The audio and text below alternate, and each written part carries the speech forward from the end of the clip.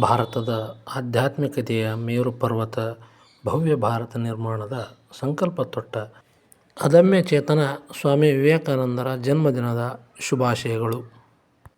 ಇಂಥ ವಿಶೇಷ ದಿನದಂದು ಸ್ವಾಮಿ ವಿವೇಕಾನಂದರ ಚಿಂತನೆಗಳನ್ನು ನೋಡೋಣ. ನಿಮ್ಮನ್ನು ನೀವು ಜಯಿಸಿ, ಆಗ ಇಡೀ ಜಗತ್ತೇ ನಿಮ್ಮದಾಗುತ್ತದೆ. ಏಳಿ, ಎದ್ದೇಳಿ ಮತ್ತು ಗುರಿ ತಲುಪುವವರೆಗೂ ನಿಲ್ಲದಿರಿ. ನಿನ್ನಲ್ಲಿ ನಿನಗೆ ನಂಬಿಕೆ ಇಲ್ಲದೇ ಹೋದರೆ ದೇವರಲ್ಲಿ ನಂಬಿಕೆ ಇರುವುದು ಕೂಡ ಸಾಧ್ಯವಿಲ್ಲ. ಸಾಧನೆ ಇಲ್ಲದೆ ಸತ್ತರೆ ಸಾವಿಗೆ ಅವಮಾನ, ಆದರ್ಶ ಇಲ್ಲದೆ ಬದುಕಿದರೆ ಬದುಕಿಗೆ ಅವಮಾನ.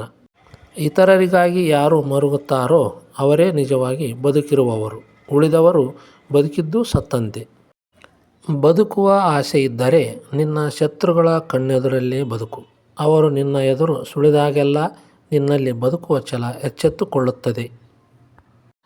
ಸ್ವಾಮಿ ವಿವೇಕಾನಂದರಂತಹ ಮಹಾನ್ ವ್ಯಕ್ತಿಗಳ ಆದರ್ಶಗಳಿಟ್ಟುಕೊಂಡು ಜೀವನ ಸಾಗಿಸೋಣ. ಧನ್ಯವಾದಗಳು.